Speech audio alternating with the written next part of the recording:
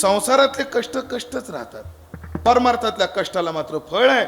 इथं भाषा आहे अवघा आला फळाशी. तो का म्हणे श्रम केला अवघा आला फळाशी. आणि संसारात कसे येथे अवघे वाया गेले दिसती सायास. म्हणून पहा संसारात आता माझ्यासमोर जेवढे बसले तर तुम्ही वाईट वाटून घेऊ नका, देवा शपथ तुम्ही वाईट वाटून घेऊ नका.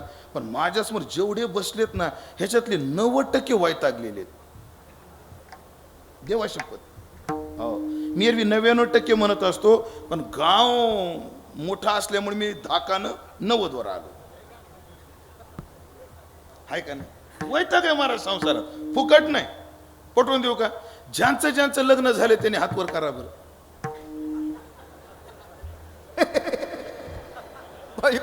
सुपेकर महाराज, हो अंकुश महाराज, तुमच्या गावात एवढे ब्रह्मचारी एवढे आळंदीत नाहीत. ऐका ना 2-4 ब्रह्मचार्याचे नंबर लिहून द्या, आम्हाला कळस बसवायला लय अडचण येते. ए भैया तुझं नाव काय? यश. तुझं झालंय का? यश माझ्याकडे बघतो. ह्यांचे झालेत का जवळ लग्न? ह्यांचे झालेत का? हात वर केला काही नाही? तो नाही ना झालं? सावध होय. याने हात वर का केलं नाही सांगू? ह्या लग्नाला एवढे वैतागले हातवर करायची वासनाच होत नाही. तू वेळ गेली नाही, सावध होय. माझ्या गाडी जागा आहे, कर विचार. अजून 20 मिनिटं आहे तुझ्याकडे. अवघड अवघड.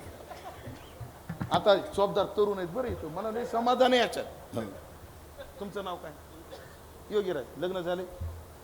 काय वय काय आता? 27. लग्न कधी झालं? 1 वर्ष झालं. नाही अंदाज चुकला मग. नवीन माणसाला विचारून फायदा नाही. 1च वर्ष झाले लग्नाला. नवीन माणसाला विचारून फायदा कसा नाही?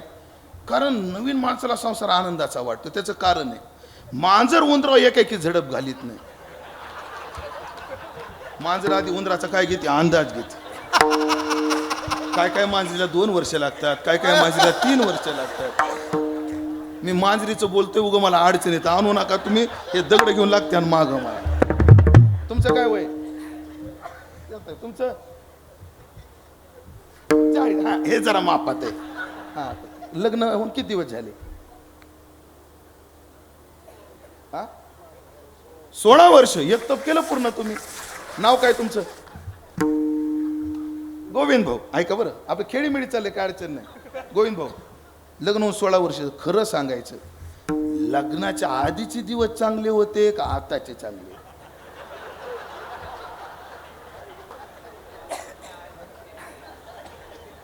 हुशार माणूस येते. हुशार माणूस असल्यामुळे गप्प बसले बाबा. गोविंदराव हुशार आहेत. ते म्हणले हा बाबा खेळ करून निघून जाईन, पण घरी गेल्यावर मा खेळ होईल.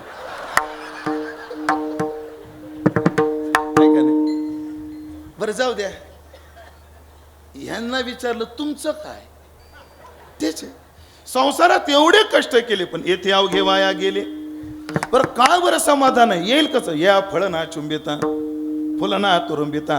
ज्ञानोबारा मता काय कोंडा कांडिता कणू हाती लागे. अरे कोंडा घेतला उकळत दिवसभर कुटीत बसली, किती धान्य गिरत असतं. हो मूळ अज्ञान तवल टिकेन तयाचे कार्य हे केतुके. दुःख बांधवडी आहे हा संसार, सुखाचा विचार नाही. पण तिथले श्रम वाया जातात, परमार्थातले जात नाहीत. मला वाटतं 7वा अध्याय, कदाचित 7वा किंवा 5वा, ज्ञानाकरता म्हटलंय स्वामीजी तिथे. कसं अर्जुना तया नाम ज्ञान येर 7वा येर प्रपंच हे विज्ञान ते तर सत्यबुद्धी अज्ञान हेही जाण. तिथं ज्ञानाची प्रशंसा करताना ज्ञानोबराने शब्द लय गोड वापरला. येथ थोडेनी पुरे कोड बहुत मनीचे. इथं थोड्यानं सुद्धा काय होतं? तृप्ती होते. आम्ही श्रम केले आणि सगळ्या श्रमाला फळ आलं. महाराज काय फळ आलं? अभंगाचं 3रं चरण. भाग्य झाले सौता भेटे, भाग्य झाले सौता भेटे.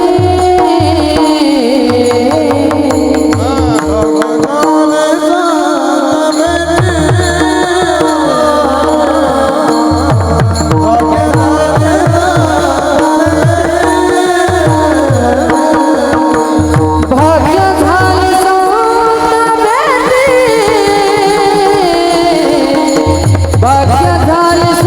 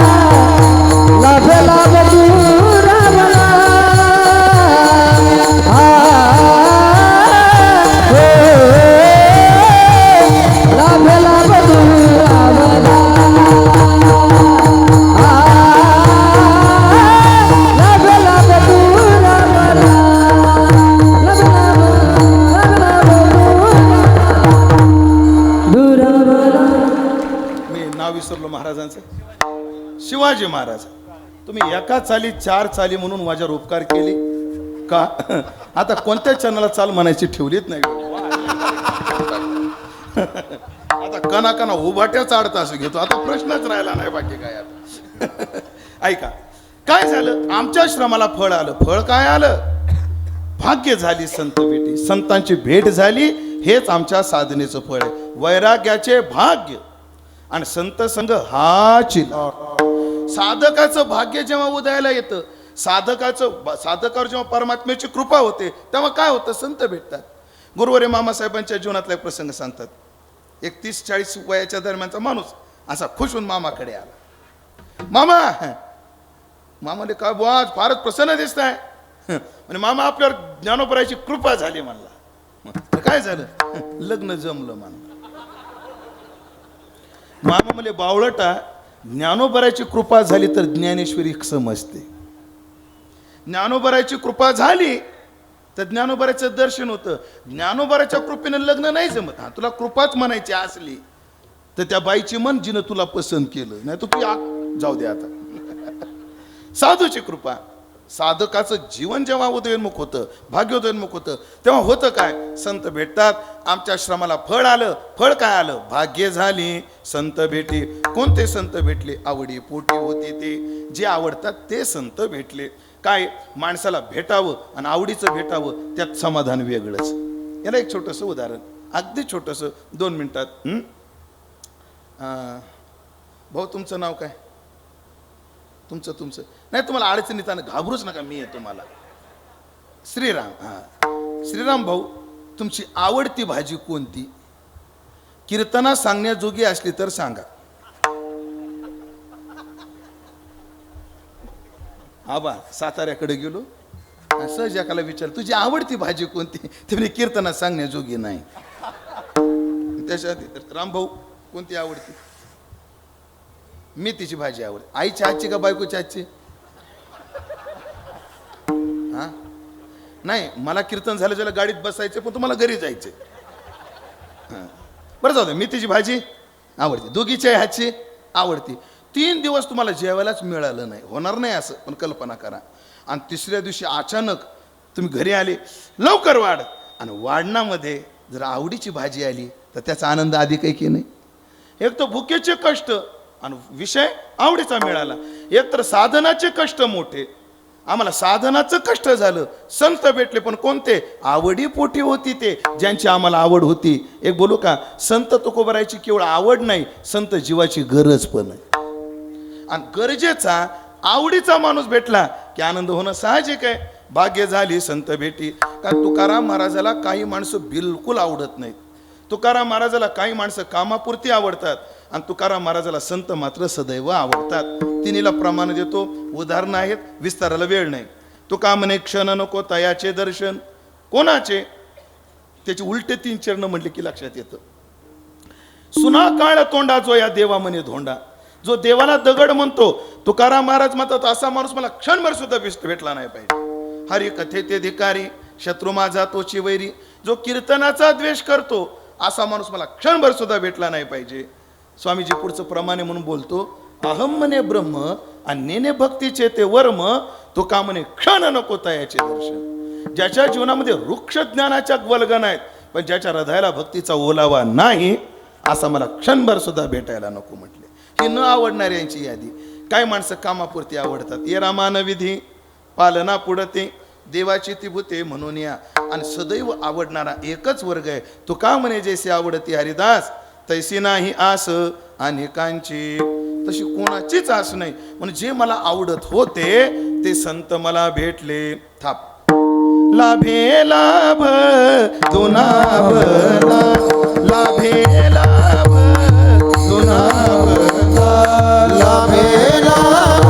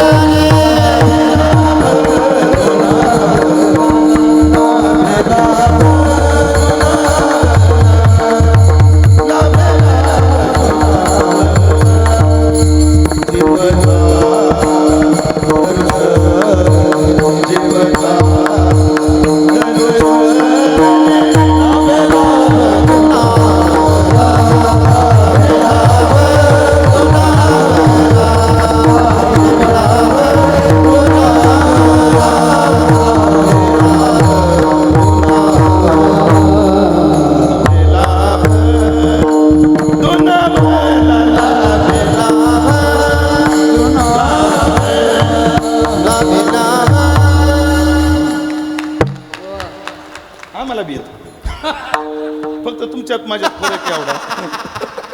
तुमच्यातून माझ्यात फरक एवढा आहे. आमच्या नारायण महाराजाचा आवाज म्हणजे समृद्धी महामार्ग, कुठं स्पीड ब्रेकर नाही. आणि आमचा आवाज म्हणजे प्रधानमंत्री ग्राम सडक योजना आहे. एवढा फरक आहे. देवाने आम्हाला आवाज देताना भलती कृपणता दाखवली सर. आणि नको तिथं मोकार उदार झाला. देवाला काय काय गोष्टी कळत नाही. त्याला मी काय लाभे लाभ दुनावला जीव झाला दर्शने. याचे दोन अर्थ करायचे मला. पहिला अर्थ, नरदेह मिळाला हा सगळ्यात मोठा लाभ आमच्या जीवनात झाला. लाभ झाला भोवतादिशी, लाहो करा पुढे नाशी. मनुष्य देहाशी जोडी हाती लागली, नरदेहाचा लाभ झाला पहिला. आणि या लाभाला लाभ झाला संत भेटले, लाभे लाभ दुनावला. किंवा दुसरा अर्थ करा, संत भेटले हाच जीवनात लाभ आहे. आणि संतांच्या भेटीमध्ये एक अवस्था प्राप्त झाली, संत दर्शने हा लाभ पद्मनाभ जोडला. लाभे लाभ दुनावला, जीव झाला दर्शने. त्यांचं दर्शन झालं आणि आमचं जीवन तृप्त झालं. एरवी या जीवेनं नितरा निर्विन्ना नितरा भूमन असद इंद्रिय दर्शनात येन संभाव्य मानेन प्रपन्नांधत्तम प्रभो. ती देवती म्हणते कपिलांना, या इंद्रियाला विषय देऊन देऊन मी कंटाळले. कधी कधी मला प्रश्न पडतो, हिला ह्या जिभेला निदान रोज आपण 50 ग्राम साखर खाऊ घालत असतो सरासरीनं. किती? 50 ग्राम. मग रोज 50 ग्राम तर 10 दिवसाला किती? 500 ग्राम. एका महिन्याला 1.5 किलो. आता 1.5 किलो गुणिले 43 करा बरं. कोणाकडे कॅल्क्युलेटर असलं तर मोबाईलमध्ये आहे का कॅल्क्युलेटर? 1.5 किलो किती म्हणलो मी? हां 18 आपलं किती? 42 43 हां ते गुणिले 43. हां 18 गुणिले 43 केलं का? गणित बरोबर आहे ना आपलं? रोज 1.5 किलो म्हणजे वर्षाला 18 किलो. तर 18 गुणिले 43 774. म्हणजे ह्या जिभेला आतापर्यंत 7 क्विंटल 44 किलो साखर खाऊ घातली. कशाला? हिला. तरी मग ते गुळ पाहिजेच.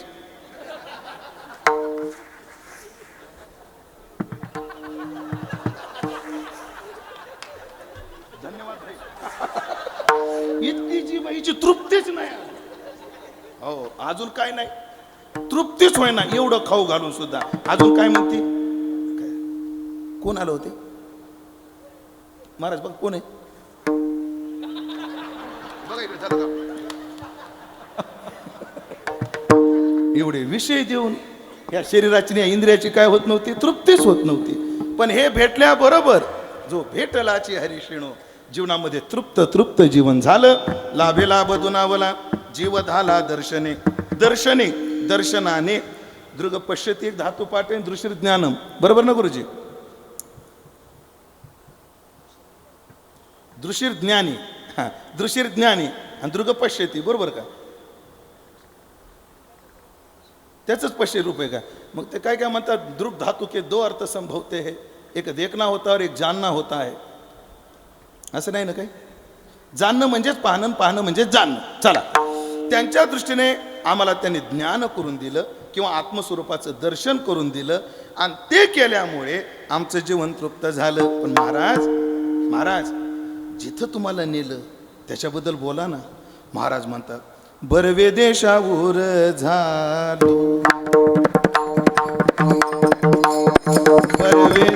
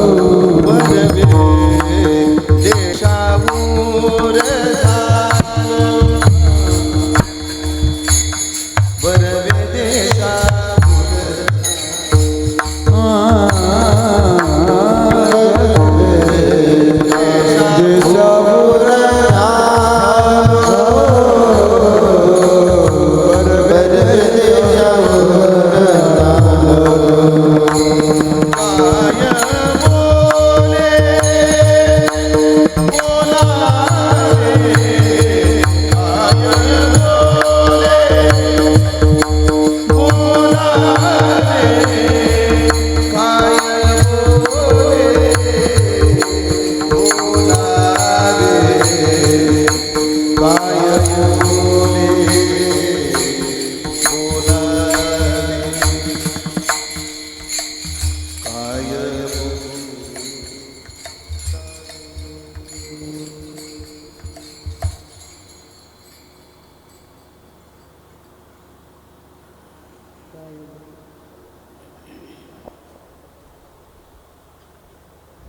आता आता बोले काय बोलावे पण आता गप्प बसावी.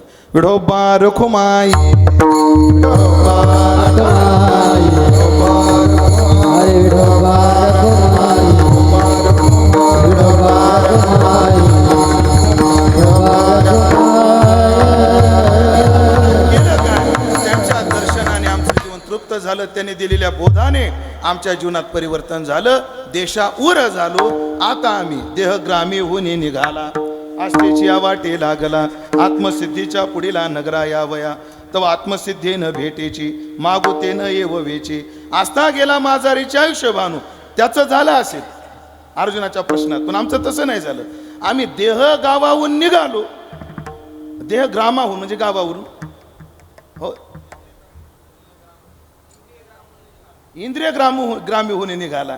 इंद्रिय ग्राम म्हणजे देहग्राम, देहगाव. जरा प्रमाण देतो चला. मनोराजा एक देहपुरी. आम्ही देहपुरीतून निघालो. राहतो तो देहपुरीत. संतांनी आम्हाला कोण्या देशात नेऊन ठेवलं? ब्रह्मपुरी वास करणे अखंड. आता त्या अवस्थेवर आम्हाला नेऊन ठेवलं. अशा अवस्थेवर आम्ही गेलो. आणि मग महाराज तुम्ही ज्या अवस्थेवर गेले त्या अवस्थेच्या संबंधानं बोला. ते म्हणले आता बोले काय बोलावे. आता त्याला शब्दात काय सांगावं, त्याला काही ओव्या सांगतो आणि सेवा संपवतो. आधी अमृत अनुभवातली ओवी पहा. ज्ञानोबराय म्हणतात, किंबहुना निवृत्ती ठेविलो असो जी स्थिती. माझ्या सद्गुरूंनी मला ज्या अवस्थेवर नेऊन ठेवलं आणि ते केवी देव हाती वाचेची. आता ते वाचेना देता येत नाही. ज्ञानोबरायचं प्रमाण ते सुख काय सांगू वाचे बोलता नये. किंवा ज्ञानोबराय म्हणतात, हा दिठेवा जयावरी झळके क्या पद्मकर माता पारुके तो जीवची परी तुके महेशेसी. एवढे जी महिमेचे करणे आणि ते वाचा बळे वानू मी कवने. कारण ते तत्व ते गुणात शब्दातीत स्वभावे. ते शब्दाच्या पलीकडचं आहे. परेही परते बोलणे खुंटले आणि वैखरी कैसेने सांगे. अशी ती अवस्था असल्यामुळे काय बोलावे. म्हणजे जे बोलत असताना ज्ञानोबराय म्हणतात ते केवी देव हाती वाचेची. तुकोबराय म्हणतात काय बोलावे. वेदम बोलो गेला पुढे मौनावला. जे वेदाला बोलता आलं नाही, जे पुराणाला बोलता आलं नाही, जे शेषाला बोलता आलं नाही, ते उमेशाला कसं जमल. आता एकच आहे, हो कसं आहे ते, तिथे जावं मुख स्वादन वत. जसं प्रेमसुखाबद्दल म्हटलंय तिथं गेल्यावर बोले ना बोलो दे ना. दृष्टांत लय गोड आहे. एका माणसाच्या घरात चोर शिरला म्हणे. बरं तुम्ही नका बोलू. तुम्ही जे तुम्हाला मिळाले त्याबद्दल तुम्ही नका बोलू. पण या ह्याच्यात अडचण अशी, ज्या अवस्थेवर आम्ही गेलो त्या अवस्था सुद्धा सांगत नाही मी कोण आहे. याकरता अमृतानुभव दृष्टांत दिला ज्ञानोबरायांनी. एका माणसाच्या घरात चोर शिरला. ओवी पाठ केली होती पण तुमच्या आशीर्वादानं विसरली बघा. असो, दृष्टांत डोक्यात आहे माझ्या. एक चोर एका चोराच्या घरात शिरला. म्हातारा जागा झाला आणि चोरानं चाकू लावला गाड्याला. कोणाच्या? म्हाताऱ्याच्या. आता म्हातारा चोराला पाहतोय का नाही? बोला की पाहतोय. पण चोर त्याला बोलू देतो का? पोरो चोराला रे असं त्या म्हाताऱ्याला चोर बोलू देतो का? नाही. बरं तो चोर स्वतः म्हणतो का, ए पोरो मी आलो रे, तुमच्या बापाच्या गळ्याला मी चाकू लावला रे? तो बोलतो का चोर? नाही. बरं तो म्हातारा पाहतोय का नाही? पाहतो. म्हणजे अनुभव घेतोय की नाही चोराचा? घेतोय. पण ते बोलत नाही. अनुभव देणारा हाच आहे पण हाही बोलत नाही. म्हणून संतांना ज्या आम्हाला अवस्थेवर ठेवलंय ना त्या अवस्थेचंही असंच आहे. बोले ना आणि बोलू देईना. म्हणून तिथं बोलताही येत नाही आणि सांगताही येत नाही. ती अवस्थाही सांगत नाही. अशा अवस्थेवर आम्हाला संतांनी नेऊन ठेवलं. ते केवी देव हाती वाचेची. ज्ञानेश्वर माऊली.